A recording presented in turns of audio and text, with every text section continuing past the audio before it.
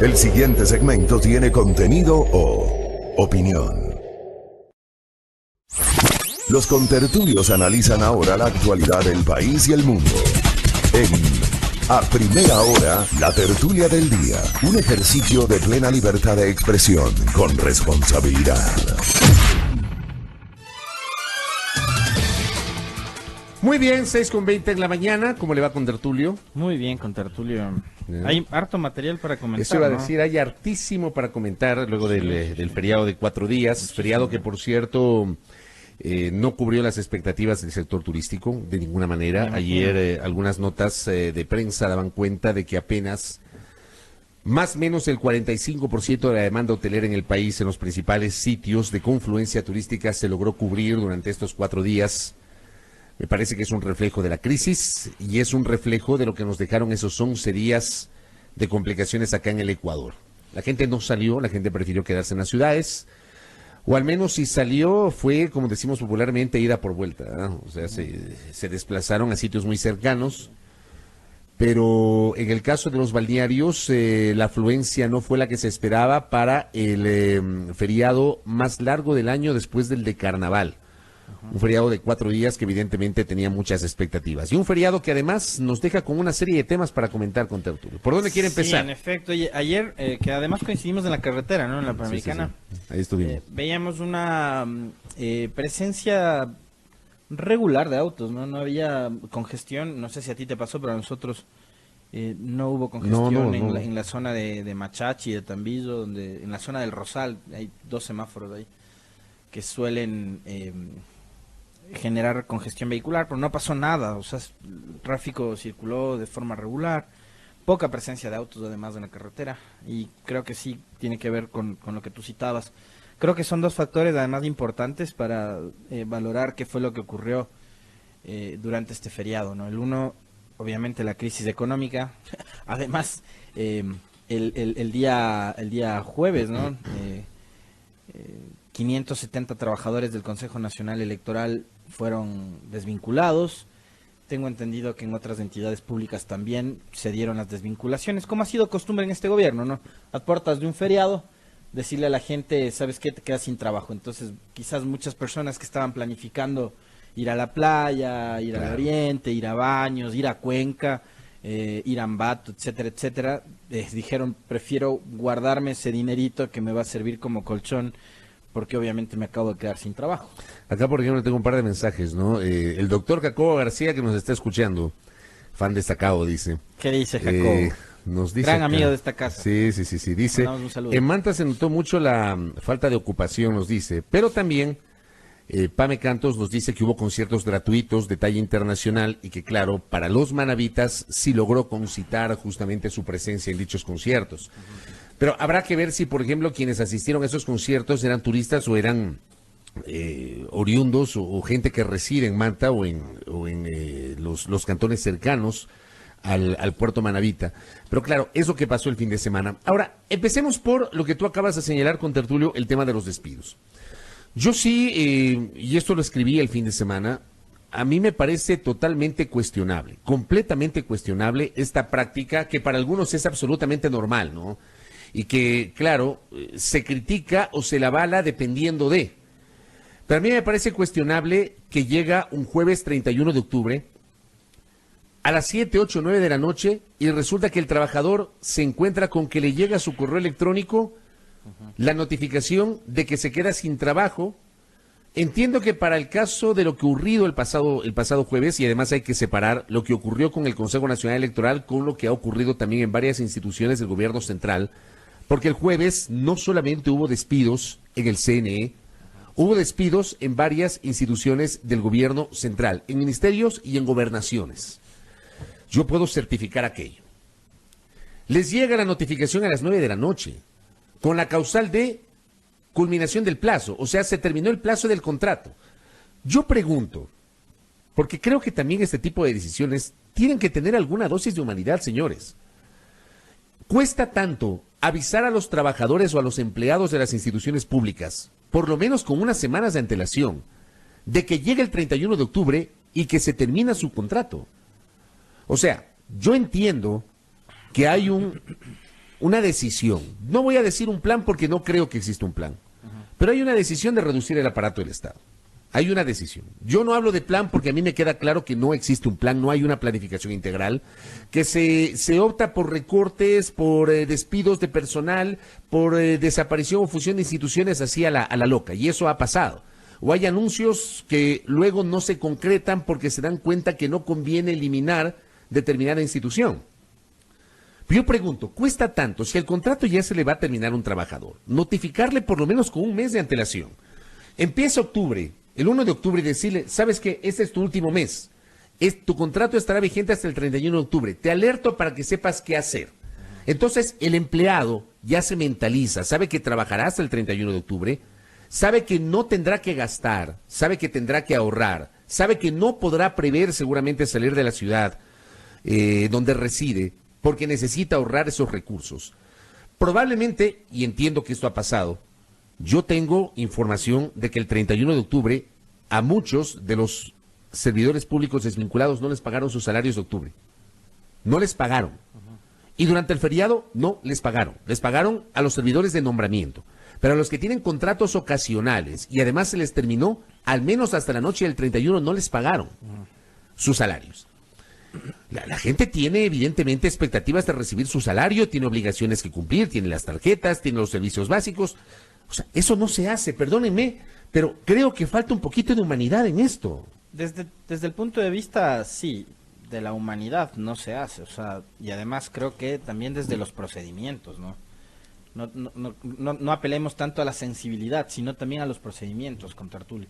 Pero como acá estás en la onda de la descorreización, creo que todo se justifica para ellos, por eso lo hacen de esa manera. Además, yo le sumaría otra cosa, porque no solo es que están votando gente de contrato, o sea, ha habido casos de gente que teniendo nombramiento han sido desvinculados.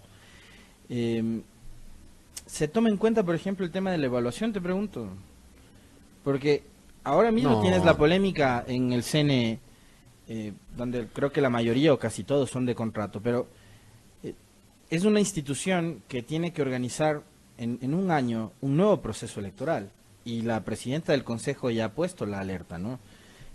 ¿Qué va a pasar con esas funciones que debían cumplir esos 170 trabajadores? ¿Quién las va? Siendo mal pensado también puedes decir, ojo, ¿no?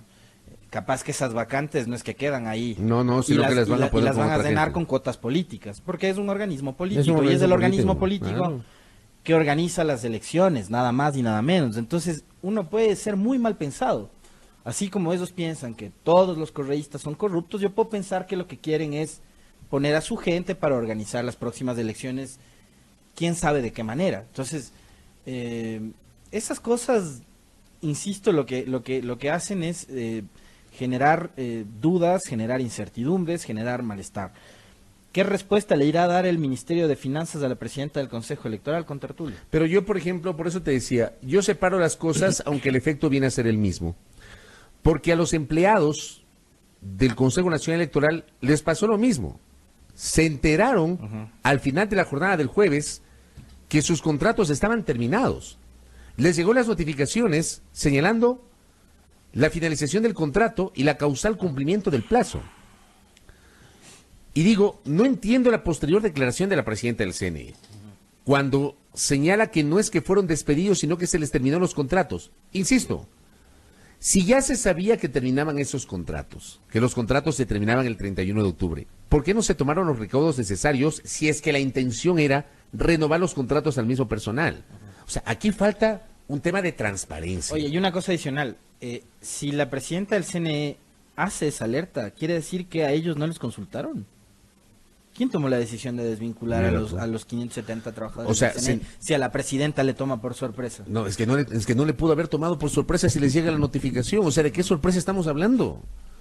O sea, si les llega la notificación al Kipux, al correo electrónico, les llega a los empleados diciendo, se terminó tu contrato, no tienes más trabajo. O sea, eso no lo haces de un momento a otro. O sea, ya sabían que no había recursos. Y digo, sabrán las autoridades seguramente, y queden en la mente de las autoridades lo que tú dices.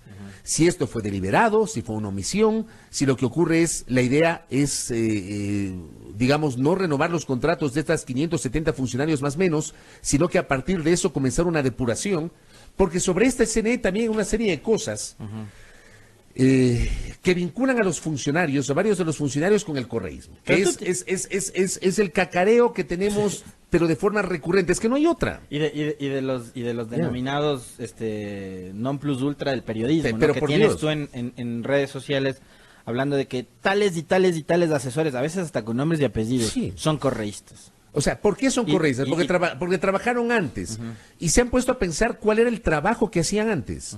Se han puesto a pensar si tal vez esos funcionarios que probablemente formaron parte del CNE durante la administración de Juan Pablo Pozo tuvieron alguna incidencia en el resultado electoral del 2017.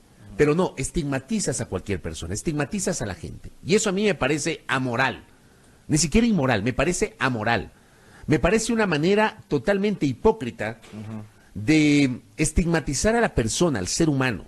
O sea, aquí hay un segmento de ecuatorianos que no tienen derecho al trabajo, que por el pecado de haber trabajado durante los 10 años anteriores ya están estigmatizados. Ojo, lo mismo le pasó a alguna gente, y yo sé que fue así. Lo mismo le pasó a alguna gente, por ejemplo, que eran funcionarios de carrera en el Congreso Nacional y que fueron desvinculados cuando nació la Asamblea Nacional.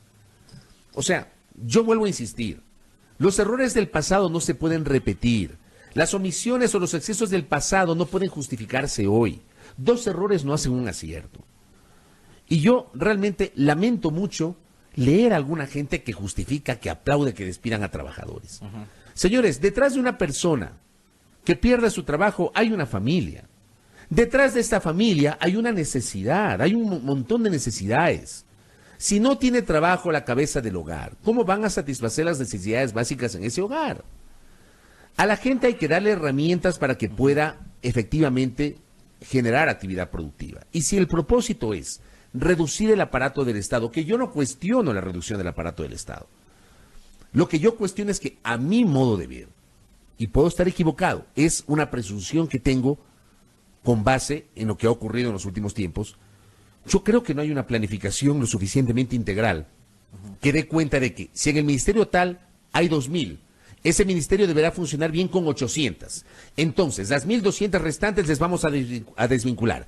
Este año sacamos a 400, el siguiente año sacamos a 400 más, y el siguiente año sacamos a 400. O sea, para mí no hay esa planificación. Para mí se despide a la gente a la loca. Claro, y con el único objetivo de cumplir las metas que te traza el acuerdo con el Fondo Monetario Internacional. La Proforma 2020 que llegó la semana pasada a la Asamblea, que es un tema también complejo, ¿no? Porque me imagino que, y sobre todo si es que le entregan a la misma comisión muy cuestionada durante la sesión del jueves anterior, sobre todo el presidente Daniel Mendoza, que fue objetado por los legisladores de la bancada del Partido Social Cristiano, tanto César Ron como Henry Kronfle, pidieron a la Comisión de Régimen Económico y Tributario que designen a otro ponente, porque dijeron que no estaba capacitado Daniel Mendoza para ser quien lidere el tratamiento de la reforma tributaria. Ahora probablemente llega la proforma a la misma comisión con Tertulio y será el mismo ponente el que tenga que delinear y trazar el debate en el pleno de la Asamblea. Pero esa proforma 2020 que llegó ya al Parlamento te propone una reducción de $400 millones en salario para el próximo año. Entonces eso quiere decir que los despidos y la salida de trabajadores del sector público va a continuar, que no es una cosa que se terminó con lo de la semana pasada. Además, tú tienes aquella declaración del presidente Moreno que dijo que hasta fin de año iban a salir, creo que 25,000 trabajadores más. Entonces es una situación compleja, y es una situación compleja no solo, yo no me pongo ni siquiera a pensar únicamente desde el punto de vista familiar, porque es verdad lo que tú dices, muchos de esos serán padres, serán madres de familia, serán cabezas de hogar, hay algunas madres solteras también que han sido despedidas, pero también hay otros jóvenes profesionales a los que se les va a volver muy complicado conseguir trabajo. ¿Por qué? Por el tema de la estigmatización que tú decías hace un momento. cuando un joven profesional, por más títulos que tenga, y revisen que ingresó a trabajar en el sector público en el 2009, 2010, 2011, 2014, en el gobierno de Correa. Entonces, yo conozco casos de gente a la que le han cerrado las puertas únicamente por esos detalles. O sea, estamos en un momento tan crítico, tan feo, tan negativo, que encuentras esas cosas. Entonces también a los jóvenes profesionales se les ha estigmatizado por el hecho de haber trabajado durante la década anterior. Creo que esto es algo que por primera vez estamos viviendo los ecuatorianos. O sea, yo no sé si es que antes, en la década de los 70 o en los 80, la gente que trabajó durante la dictadura o que trabajó durante el velasquismo, a esos también les cerraron las puertas. No sé, ojalá algún rato tengamos aquí un historiador que nos comente y nos relate si es que hubo ese proceso de estigmatización en contra de los trabajadores.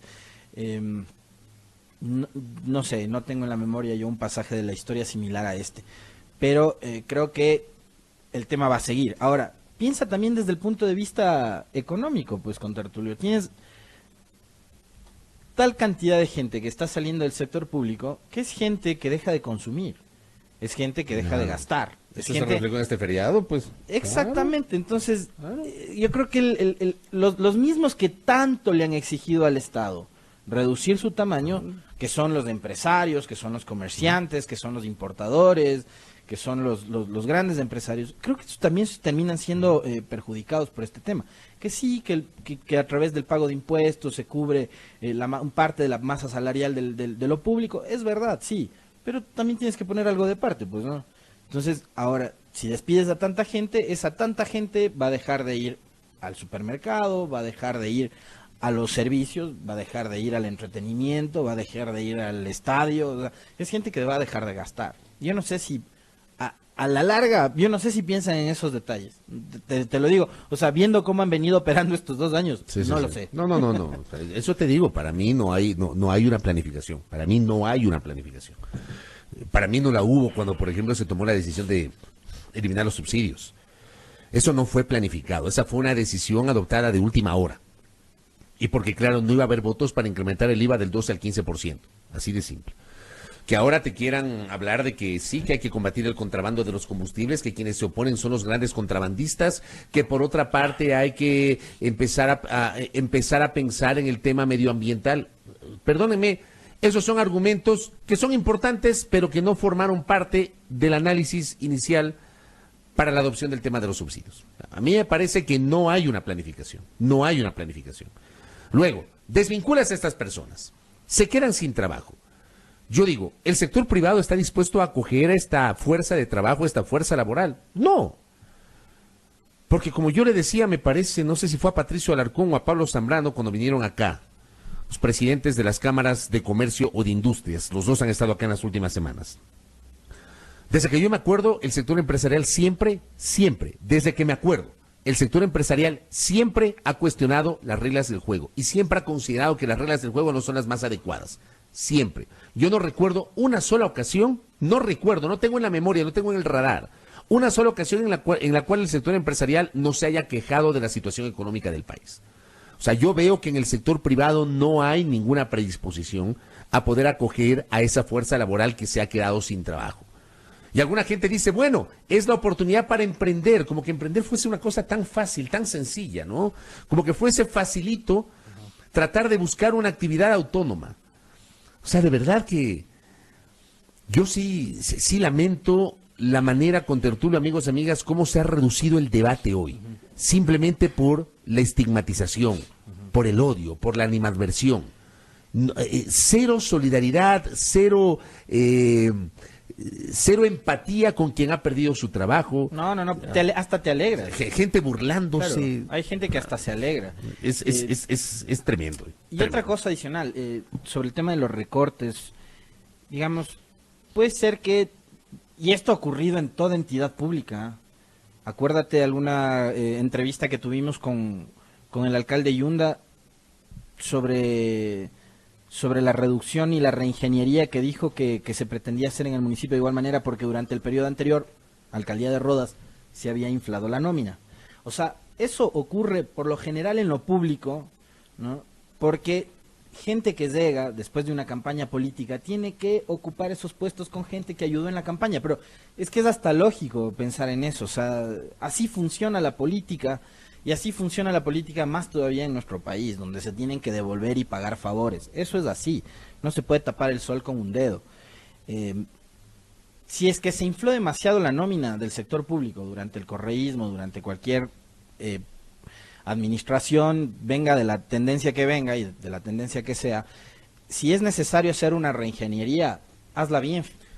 Hazla planificándola, hazla optimizando recursos, hazla en base a las evaluaciones, saca a los más ineficientes, a los menos productivos, a los más indisciplinados, a los que más llamados de atención tengan, qué sé yo. Pero además, cuando tú empiezas a desvincular gente del sector público, no estás pensando solo en burócratas. Y eso, hay alguna gente que tiene, creo que medio dedo de frente, que piensa que el sector público solo son secretarias y oficinistas que están sentados 9 horas del día en un escritorio. El sector público tiene profesores, tiene médicos, tiene enfermeras, tiene personal en el sector de salud, policías, todo lo que tiene que ver con hospitales, ¿no? Tiene policías y tiene militares. O sea, tienes que pensar en eso también. Tiene también gente de riesgos en el ECU 911, por ejemplo, que es gente de la cual no puedes prescindir. Claro. Hay otra gente que sí, de la cual probablemente sus puestos son prescindibles. E insisto, porque creo que no se ha entendido. Acabo de recibir un mensaje. Y de verdad, yo no sé si nosotros hablamos en chino, en japonés, o cada cual entiende como quiere. O sea, claramente, al menos hablo por mí, dije y cuestiono el hecho de que las desvinculaciones, a mi modo de ver, no responden a una planificación. Que si el propósito es la reducción del aparato del Estado, tiene que haber una planificación. ¿En qué parte hemos defendido el aparato el tamaño del Estado, contra Arturo? O sea, no se entiende. O sea, oyen lo que quieren oír. Oyen ¿no? lo que quieren oír, de verdad. O lo que se imaginan ellos que nosotros decimos. Sí, se imaginan. Y ¿saben qué? Amplíen un poquito la visión. Aquí nadie está defendiendo el aparato del Estado. Por Dios, escuchen bien lo que se dice. Yo lo que cuestiono es la falta de planificación. Eso es lo que cuestiono. O sea, que le avisen a un empleado a las 9 de la noche del 31 de octubre que el martes 5 de noviembre ya no va a tener trabajo. Perdónenme, eso es lo que cuestiono. Que a ese empleado al cual le desvincularon no le hayan pagado el sueldo correspondiente a octubre, seguramente le van a pagar con su liquidación. Si es que finalmente no le pagan en estos días, capaz si le pagan con la liquidación, eso es lo que cuestiono. Entiendan, por favor, o sea, creo que no se entiende. Acá también el Flaco Sánchez nos recuerda, guardaparques. Esos son otro segmento de servidores públicos. La burocracia no es solamente el servidor que está en las oficinas, señores. De verdad que tenemos unos conceptos tan reducidos, tan pequeñitos. Ampliemos un poco la visión, conozcamos el funcionamiento de la cosa pública. Que hay instituciones en las cuales probablemente hay exceso de personal, sí. Que esas instituciones deben ser reformuladas, repensadas, que si hay 2,000 y consideras que tienes que trabajar con 800 y que tienes que despedir a 1,200, ok, planifique esos despidos. Pero no puedes lanzar de un día para otro a la gente a la calle. Porque no es humano. Y porque económicamente complica las finanzas públicas. Creo que no se entiende. Y porque además eso va a tener un efecto político. Con Tertulio. Yo no sé si están fijándose en eso también. O sea, esta gente como de la que recibiste el mensaje, es la gente que quiere borrar del mapa al correísmo. Es la gente que quiere que Correa no vuelva nunca más y que la corriente esta que lidera Correa no gobierne nunca más del país, etcétera, etcétera. Es de ese tipo, ¿no es cierto? Yo a esa persona le sugeriría que vea lo que pasa en Argentina. Que vea lo que pasó en la Argentina, ¿no? Un programa económico tan o igual agresivo que el nuestro, que provocó muchísimos despidos del sector público, que se encarezcan los servicios públicos, que los niveles de pobreza se incrementen, que el desempleo se incremente, etcétera, etcétera. Y lo que provocaron fue el regreso del peronismo y del kirchnerismo. Entonces, yo lo que creo es que este tipo de medidas también van a tener un efecto político.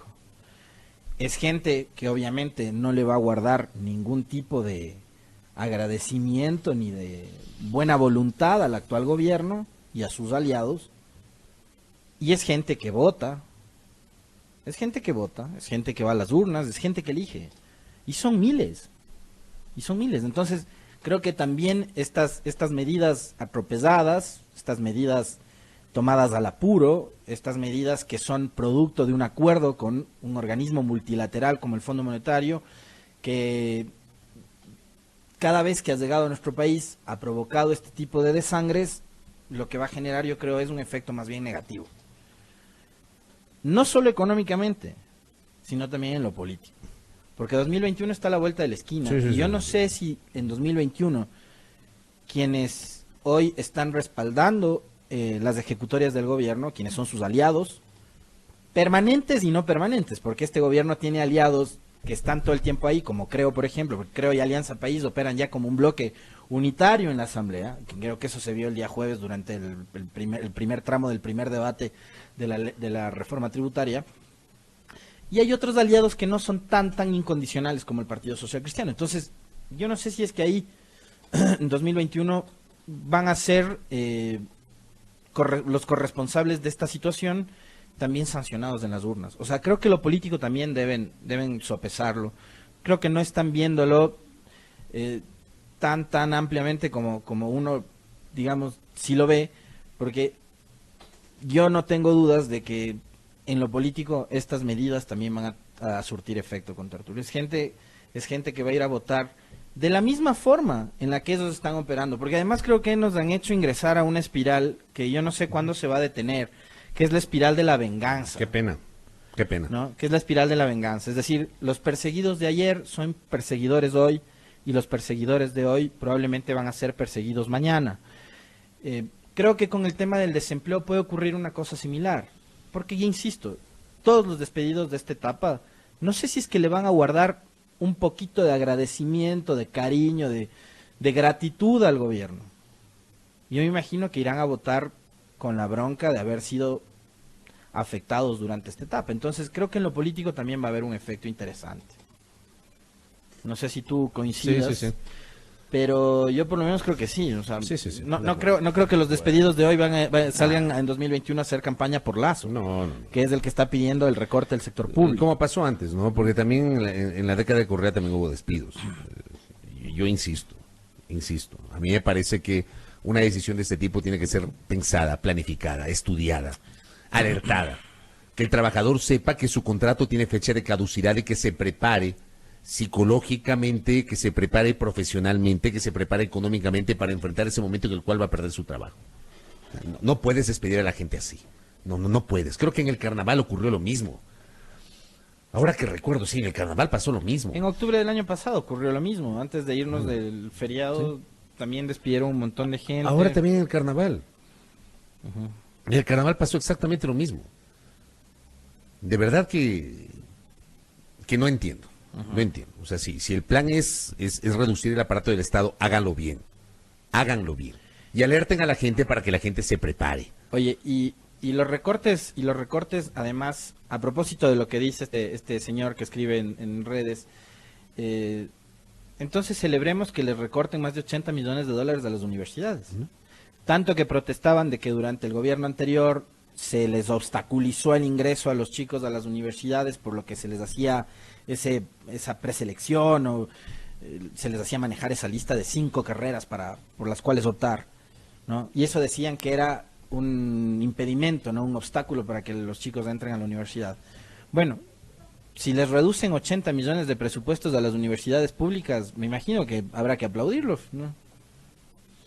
80 millones, quisiera saber cuánto significa en cantidad de estudiantes que van a dejar de ir a las aulas. 80 millones de recorte a las universidades públicas. Hay universidades emblemáticas que, según notas de prensa en estas horas, entiendo que las universidades han comenzado a hacer las corridas financieras. Hay universidades como la Escuela Politécnica Nacional que van a experimentar una reducción en su presupuesto. Hay otras, en cambio, según una nota, me parece que en el Coavisa vi ayer, la Universidad del Carchi, la Universidad del Norte y Imbabura, que en cambio van a recibir un incremento de su presupuesto.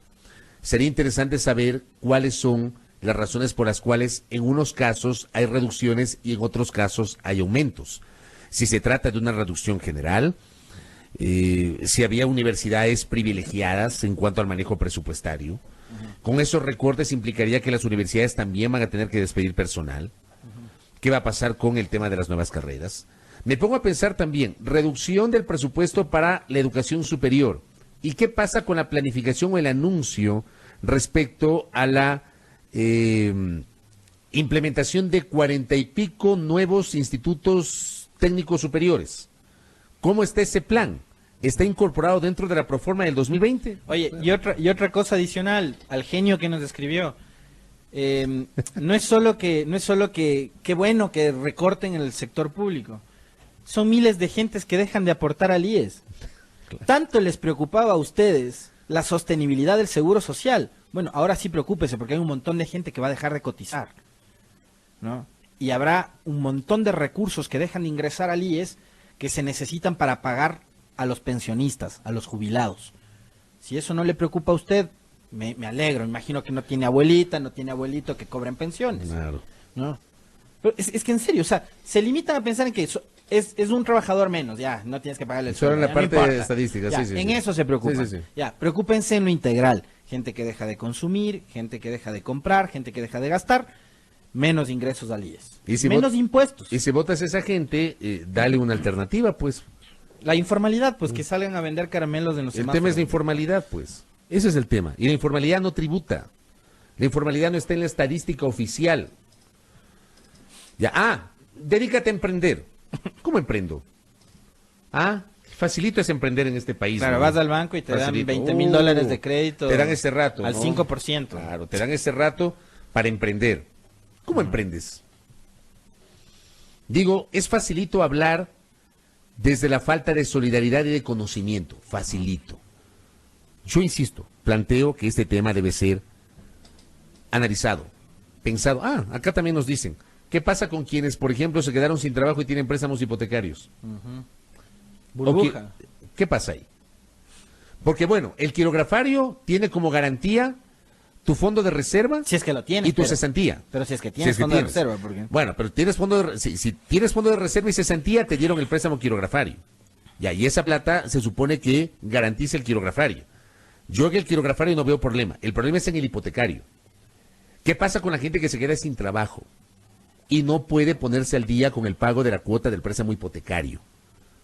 Porque la manera, digamos, y por eso el BIES a lo largo del tiempo se había caracterizado por tener una cartera vencida muy baja. Porque para el BIES era muy fácil, obviamente, cobrar su cuota con el descuento por parte del rol de pagos, a partir del rol de pagos.